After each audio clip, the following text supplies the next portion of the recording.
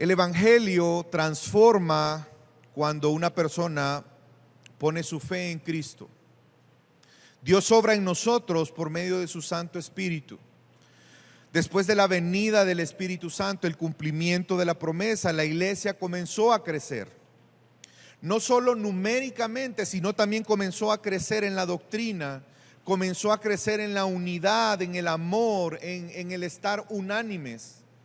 Esa unidad que no viene por afinidad, no es una unidad de pensamientos, de gustos, de carácter, de cosas que deseo hacer, sino es una unidad espiritual cuya base es Cristo mismo, la piedra angular sobre la cual se fundamenta la iglesia. Si recuerda, hace 2 semanas vimos la parte final de el capítulo 2 de Hechos y aprendimos algunas cosas en esa última porción del versículo 37 al 47. Voy a recordarlo porque obviamente hay una semana en la que la semana pasada estuvimos con otro tema y creo que es importante recordarlo para no perder la idea de lo que el libro viene narrando.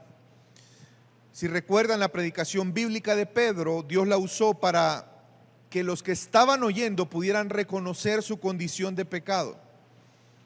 Escuchaban un gran número de judíos y al punto que muchos de ellos llegaron a preguntar qué podemos hacer ante el reconocimiento de su condición.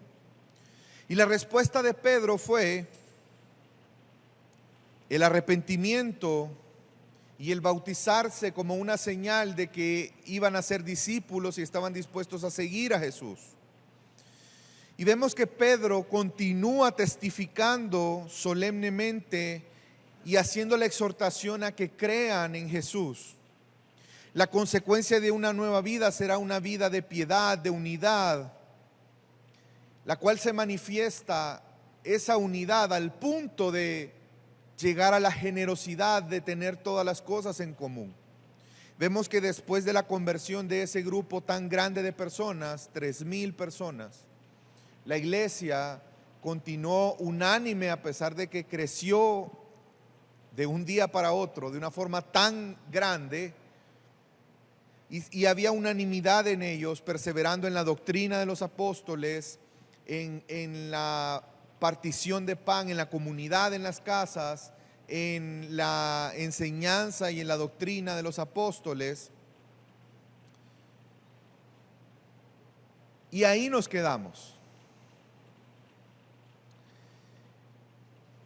Y antes de seguir leyendo en Hechos, en esta vez vamos a leer en el capítulo 3, quisiera que reflexionemos por un momento en algo.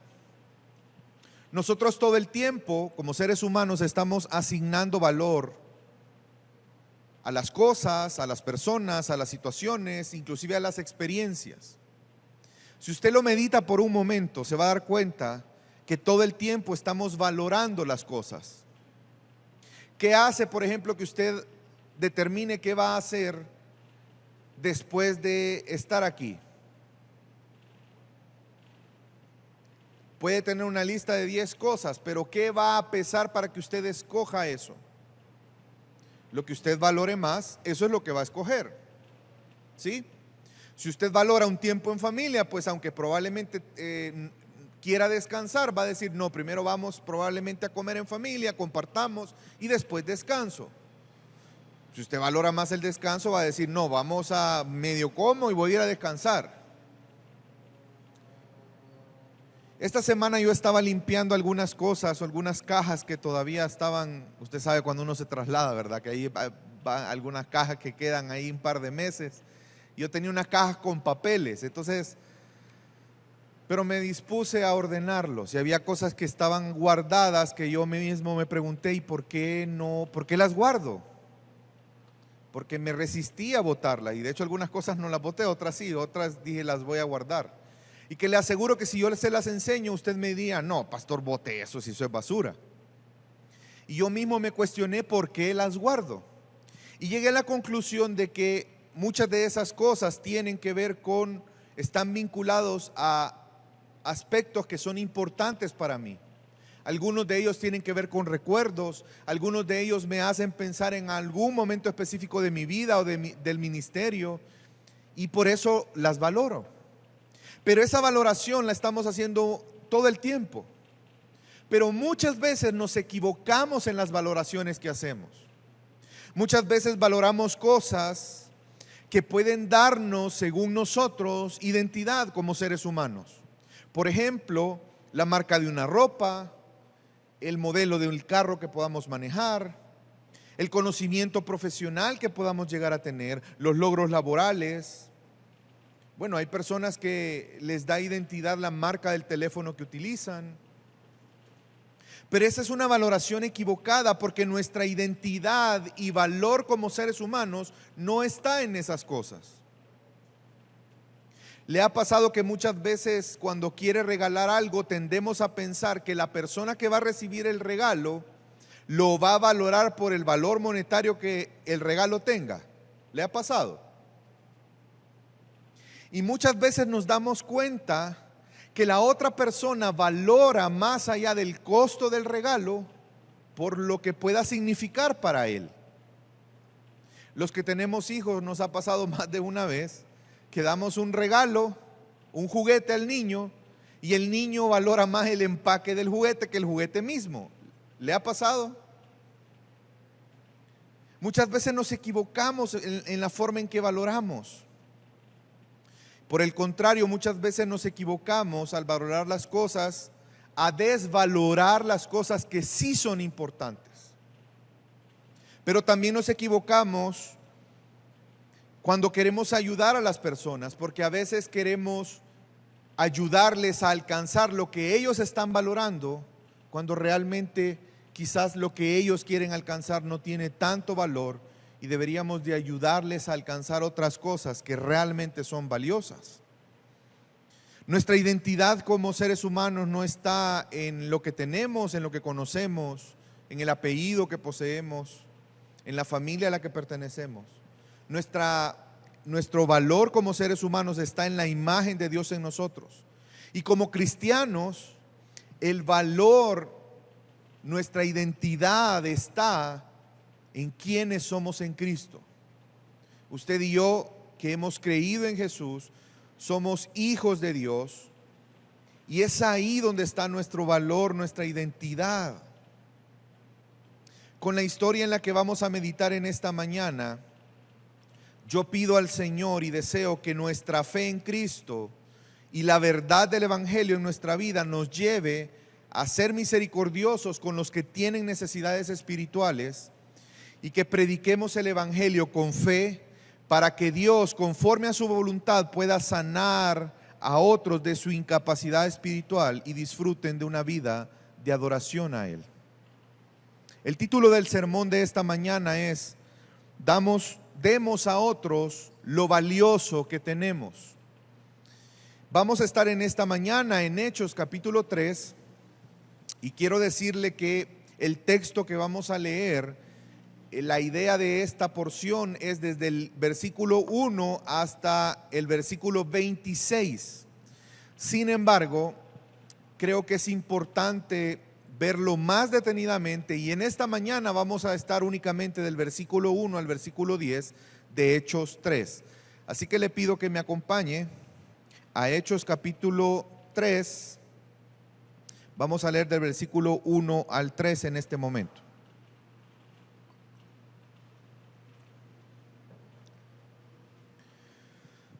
¿Lo tenemos?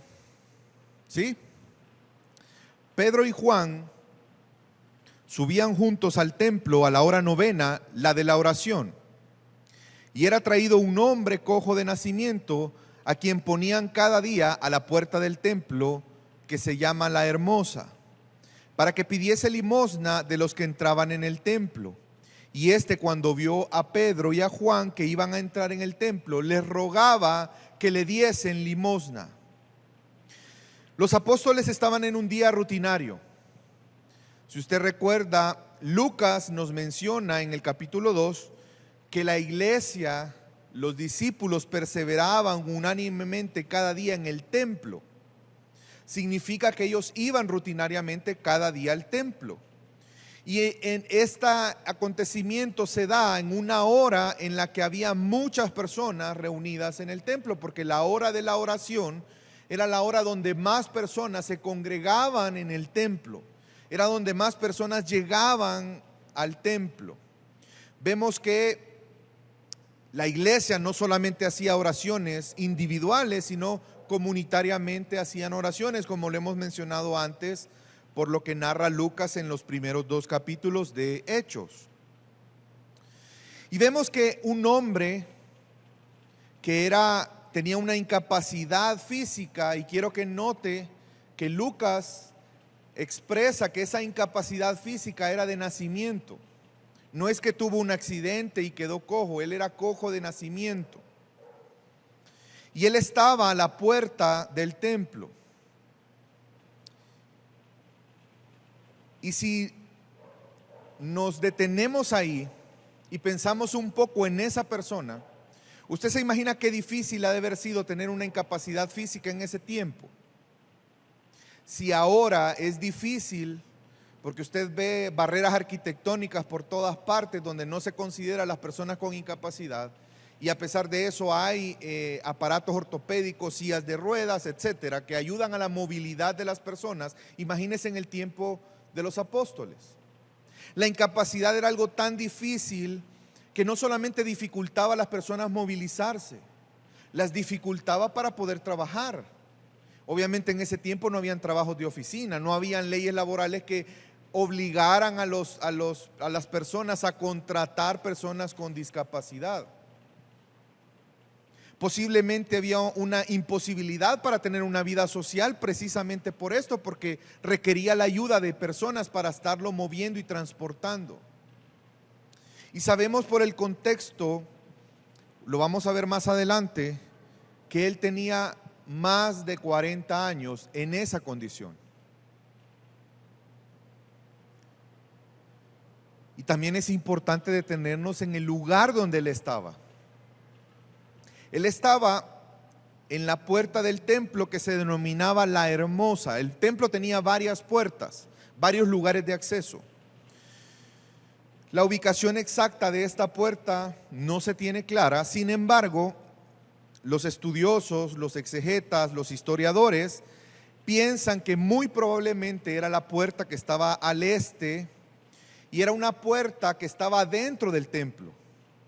Era la puerta que dividía el atrio que se le denominaba atrio de los gentiles, que era como un patio donde los gentiles podían llegar hasta ahí. Después de eso no podían pasar, ya solamente los judíos podían pasar a la siguiente parte del templo.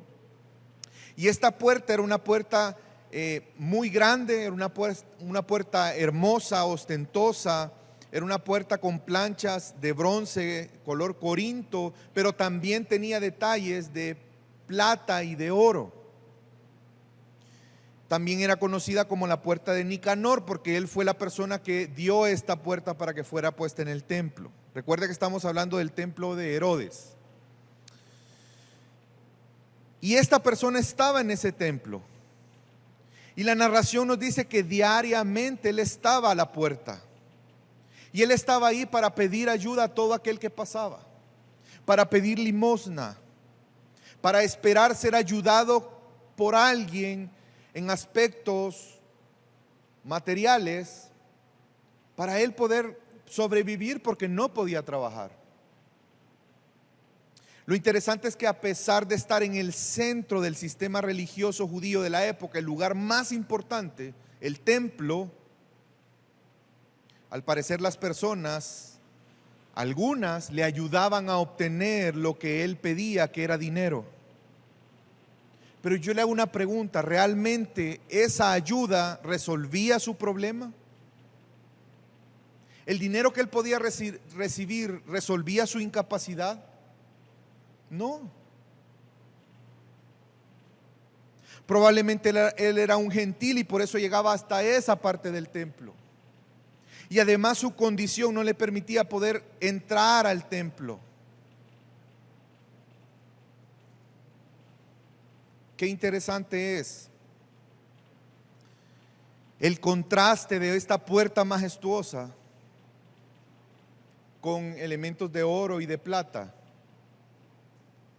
Y a los pies de esta puerta un hombre pobre, incapacitado.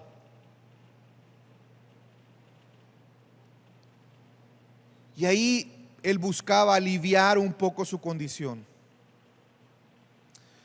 Pero nadie pensaba en resolver realmente su verdadero problema. Y los que llegan al templo le daban al hombre lo que él pedía. Y de alguna manera le ayudaban a sobrellevar su necesidad. Pero muchas veces lo que valoramos, que necesitamos, no es lo que realmente necesitamos.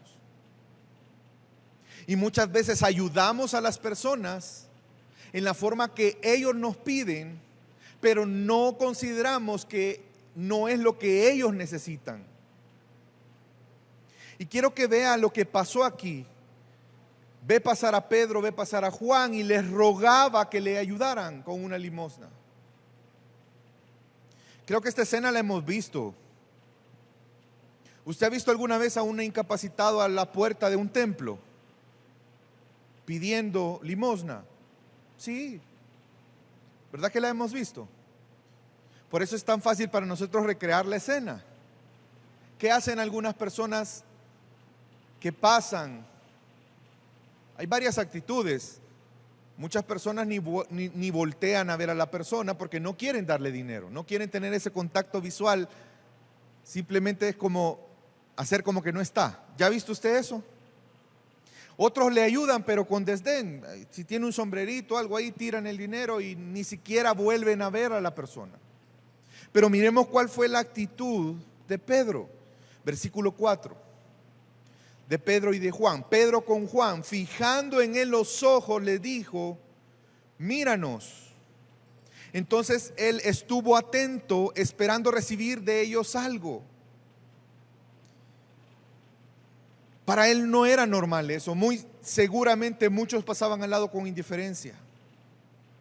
Pero Pedro se detiene y viéndole a los ojos, obviamente él dijo: me va a dar algo. Y todavía Pedro le dice: míranos. No solamente Pedro le puso atención, sino que él estaba diciendo que al hombre cojo de nacimiento: mírame, ponme atención a mí. Y Pedro le dice: no tengo plata ni oro, pero lo que tengo te doy. Probablemente podríamos considerar eso como una desilusión, porque está la escena donde él ve que alguien se detiene, no solamente le escucha, sino que le dice: mírame. Y él ha de haber pensado: no sé qué me va a dar. Y Pedro le dice: no tengo plata ni oro. Era lo que él deseaba. El hombre cojo esperaba una ayuda monetaria. Pero Pedro identificó que él tenía una necesidad mayor que eso. Que él tenía un problema mayor que el no tener dinero en ese día. Y Pedro sabía que él tenía algo que le podía dar, que era tan valioso que no solamente podía resolver o ayudarle a aliviar su situación un momento, un día, sino cambiar su condición para siempre.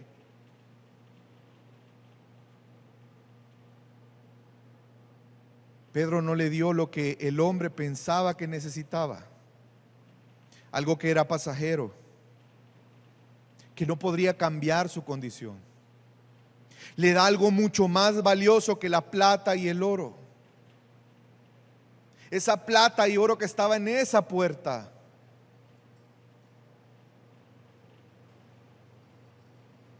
Le da algo mucho más valioso que eso. Le da su fe en Cristo. Mire lo que dice después. Pero lo que tengo te doy. En el nombre de Jesucristo de Nazaret, levántate y anda. Y tomándole de la mano derecha, le levantó, y al momento se le afirmaron los pies y los tobillos.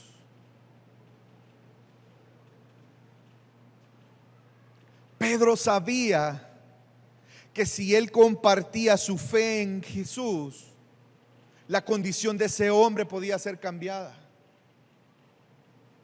No solamente de una manera temporal, de un día, sino de una condición permanente.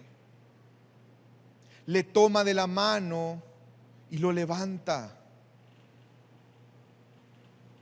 Yo le hago una pregunta. ¿No expresó fe Pedro al hacer eso? ¿Usted se atrevería a hacer eso? Seamos sinceros. No.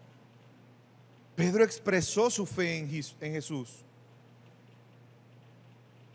Pedro sabía que así como él fue transformado por su fe en Jesús, este hombre podía ser transformado por la fe en Jesús.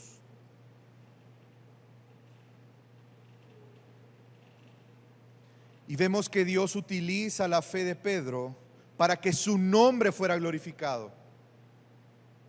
Y lo va a ver más adelante. Imagínese lo que médicamente implicó este milagro. Un hombre 40 años sin usar sus piernas. ¿Cómo cree usted que estaban sus músculos? ¿Cómo cree usted que estaban sus articulaciones? Y vemos que Dios transforma, hace un milagro. Imagínese para Lucas lo emocionante que fue Lucas siendo un médico, el narrar este milagro.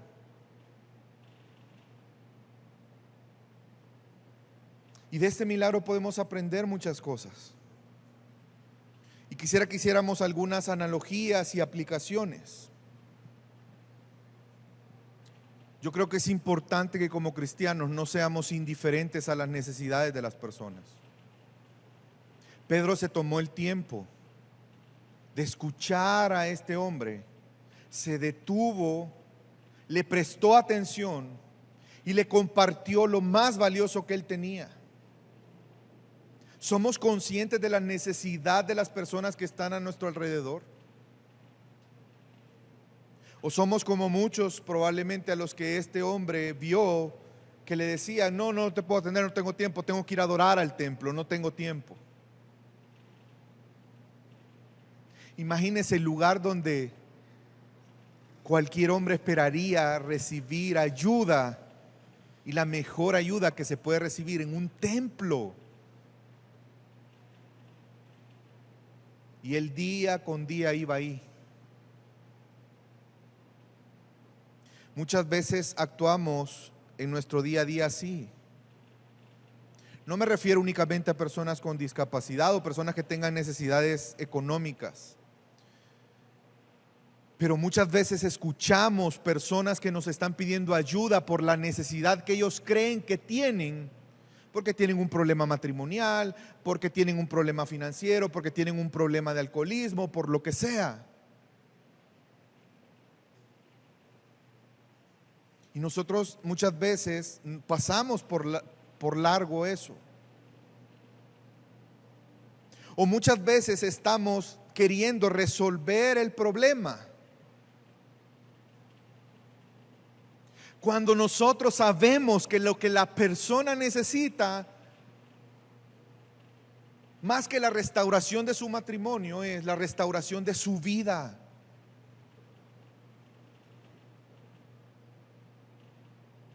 Tenemos que estar atentos para poder ayudar a otros y ser instrumento de Dios para aliviar la mayor necesidad que un ser humano tiene. ¿Cuál es la mayor necesidad de los hombres? Ser reconciliados con Dios. No es la salud física, no es el dinero, no es recuperar una familia. Aunque todas esas cosas, si es reconciliado con Dios, probablemente vengan esas cosas. Pero ¿de qué le servirá a un hombre sanarse de una enfermedad si de todas maneras en algún momento va a morir? Y cuando muera, pase una eternidad separado de Dios.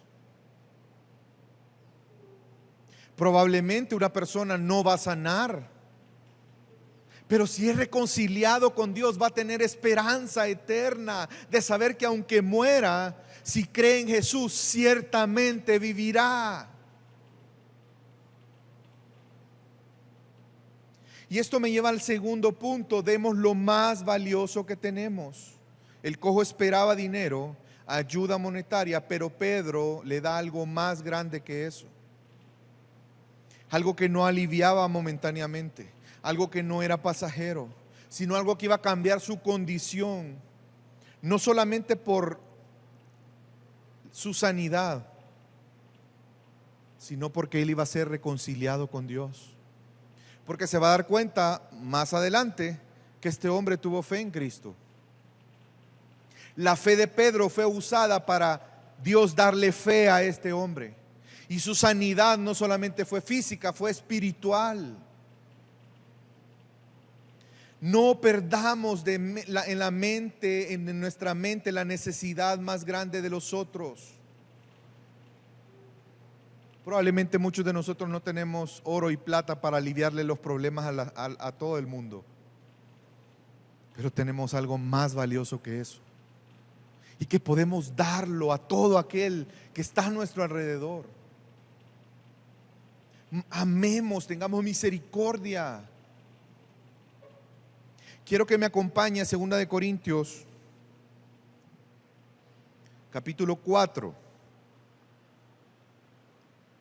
Vamos a leer el versículo 6 y 7, pero quiero que antes leamos el versículo 1 y 2 para ver un poco el contexto. 2 Corintios 4, versículo 1 y 2. ¿Lo tenemos? Amén. Por tanto, puesto que tenemos este ministerio, según hemos recibido misericordia, no desfallezcamos, sino que hemos renunciado al oculto y vergonzoso, no andando con astucia ni adulterando la palabra de Dios, sino que mediante la manifestación de la verdad nos recomendamos a la conciencia de todo hombre en la presencia de Dios. Si se da cuenta y usted sigue leyendo, está hablando del ministerio de proclamar el evangelio a otros. Ahora quiero que vayamos al versículo 6 y 7. Pues Dios, que dijo que de las tinieblas resplandeciese a la luz, Él es el que ha resplandecido en nuestros corazones para iluminación del conocimiento de la gloria de Dios en la faz de Cristo. Pero tenemos este tesoro, ¿en qué dice? ¿Cuál tesoro? ¿Cuál tesoro? El evangelio, el poder anunciar a Cristo, el dar a conocer el conocimiento de la gloria de Dios en la faz de Cristo. Ese es un tesoro que usted y yo tenemos. Es un tesoro que está en vasijas de barro. Nosotros somos vasijas de barro, pero vasijas que tienen algo muy valioso, que es el evangelio, para que la extraordinaria grandeza del poder sea de Dios y no de nosotros. Ay, pastores, que mire, yo eso de proclamar el evangelio, lo que pasa es que no me siento preparado, porque fíjese que peco hermano, hermana, somos vasijas de barro. No somos nosotros el tesoro. La extraordinaria grandeza no está en nosotros, la extraordinaria grandeza está en nuestro Dios, que es tan grande que ocupa vasijas de barro para llevar un gran tesoro. Usted guardaría sus joyas en una vasija de barro, siendo tan débil, tan imperfecta, tan...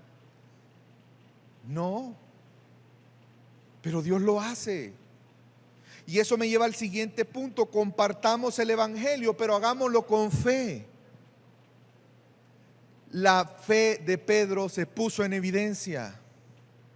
¿Usted tiene la certeza de quién es Cristo?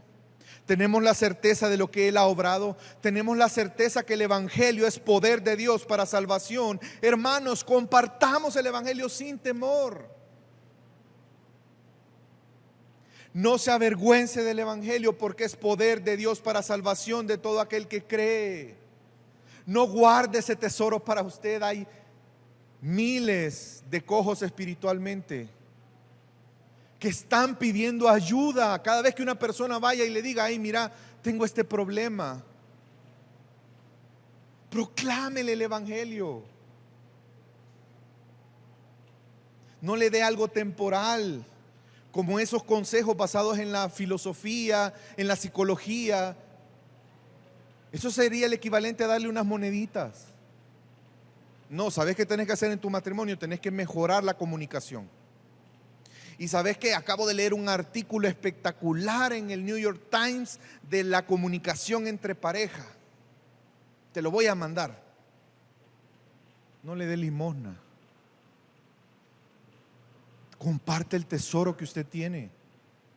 Compartamos el evangelio y hagámoslo con fe, reconociendo que solamente Jesús puede cambiar la condición en la que esa persona se encuentra, que muchas veces ni siquiera él sabe cómo resolver su problema, pero está pidiendo ayuda. Pedro dijo, en el nombre de Jesús de Nazaret, levántate y anda. Pedro sabía que la fe en Cristo podía cambiar su condición, no aliviarle para un día, para un momento, cambiar su condición. Imagínese para ese hombre cojo 40 años, más de 40 años. ¿Cómo le cambió la vida el poder levantarse? Pedro sabía que solo la fe en Cristo podía cambiar su condición, no solamente su condición física, sino también sanarle de su pecado. Él estaba en el centro de la religión judía, pero la religión no pudo ayudarle, no pudo cambiar su condición. De igual manera, hoy en día la religión no puede transformar a nadie, no puede aliviar la ira de Dios que está sobre aquel que se opone con injusticia a la verdad. El perdón solamente lo encontramos en Cristo. El ser trasladado del reino de las tinieblas al reino de la luz solamente lo tenemos en Cristo.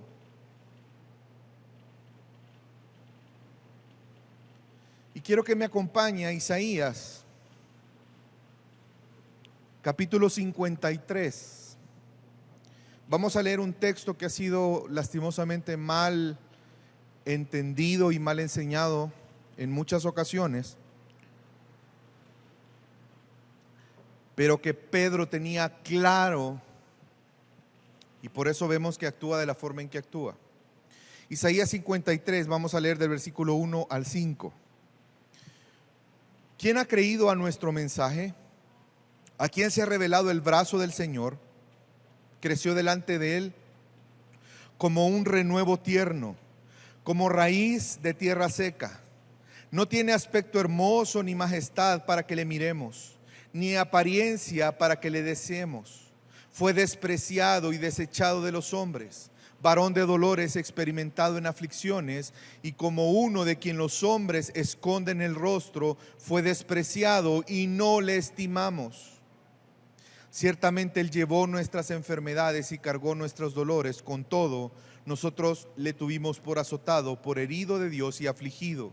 Mas Él fue herido por nuestras transgresiones, molido por nuestras iniquidades. El castigo por nuestra paz cayó sobre Él, y por sus heridas hemos sido sanados. Si usted ve el contexto, está hablando de la iniquidad y la maldad del hombre. ¿Qué llevó al hombre a rechazar a Jesús? Su maldad. Y por esa maldad, Él entregó su vida. Porque era necesario que el precio de nuestra paz, el castigo para poder tener paz para con Dios, alguien tenía que recibirlo. O lo recibíamos nosotros, o Jesús en nuestro lugar, para que usted y yo podamos tener paz para con Dios. Por su sacrificio, nosotros hemos sido sanados de la corrupción del pecado. La sanidad que está hablando aquí es más allá que una sanidad física. Porque ¿de qué sirve curarnos de una gripe, vivir 10 años más, 15 años más, curarnos de un cáncer? Igual más adelante vamos a morir. ¿Y a dónde irá tu alma?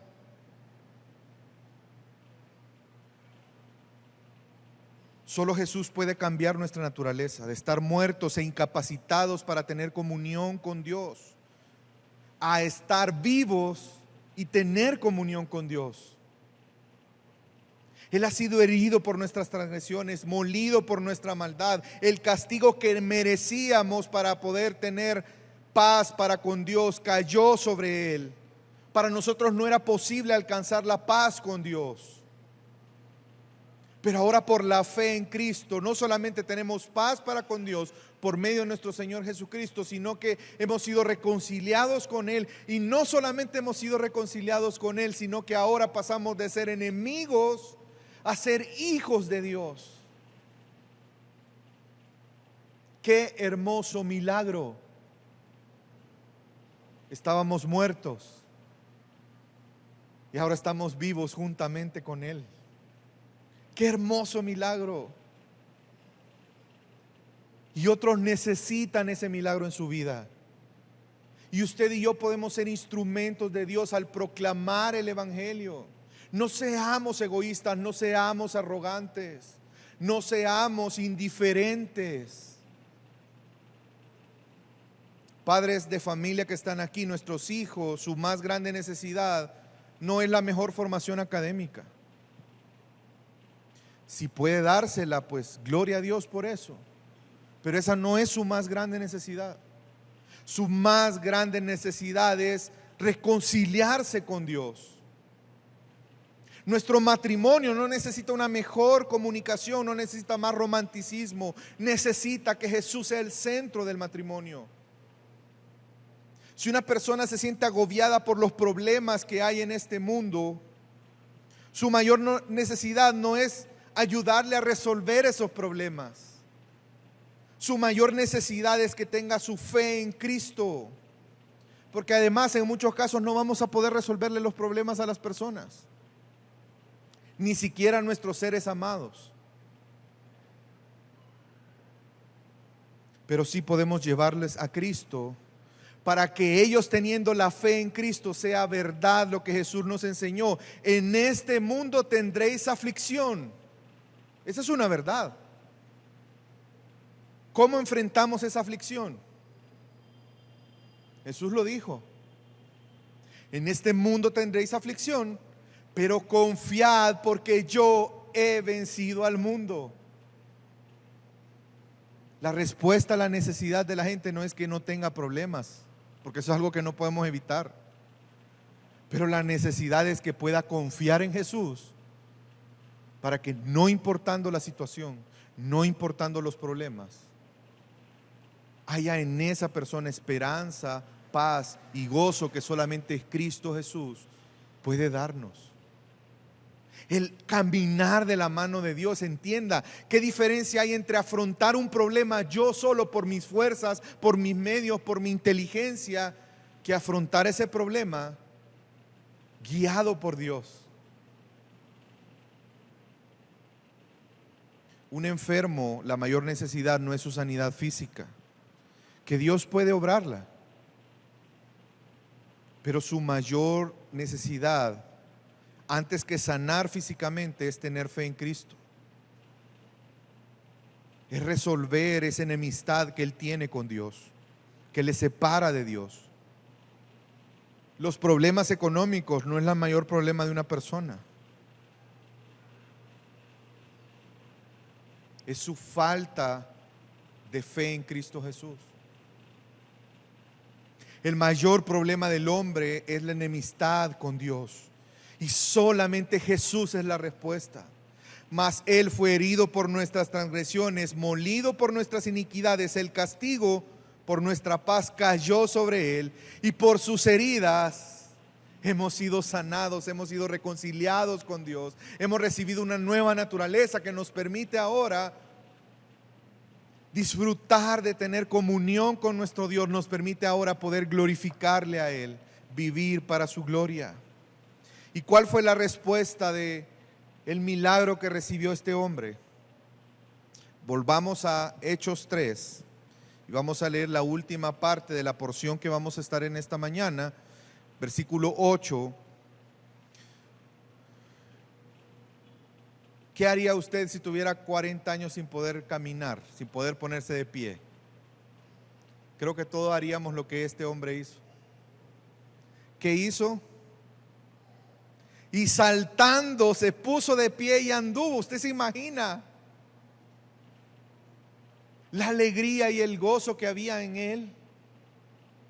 Y entró con ellos al templo, algo que nunca había podido hacer. Y entró andando y saltando y alabando a Dios. Y todo el pueblo le vio andar, pero le vio alabar a Dios y le reconocían que él era el que estaba sentado a pedir limosna en la puerta del templo, la hermosa, y se llenaron de asombro y espanto por lo que había sucedido. Vemos que cuando esta incapacidad fue quitada, él tuvo dos respuestas. La primera fue alabar a Dios. Y nosotros debemos de aprender de este hombre. Porque el hecho de que Jesús nos haya hecho el más grande milagro, al pasarnos de estar muertos a estar vivos, día a día debería de haber alabanza para nuestro Dios. Él nos quitó la incapacidad que teníamos de comunicarnos con Él, de relacionarnos con Él, de conocer a Dios, de escuchar, de entender las cosas espirituales, de meditar en su palabra, de poder obedecerle, de tener comunión con Dios. Nos cambió de ser enemigos a ser hijos de Dios, de estar muertos a tener vida. Deberíamos de saltar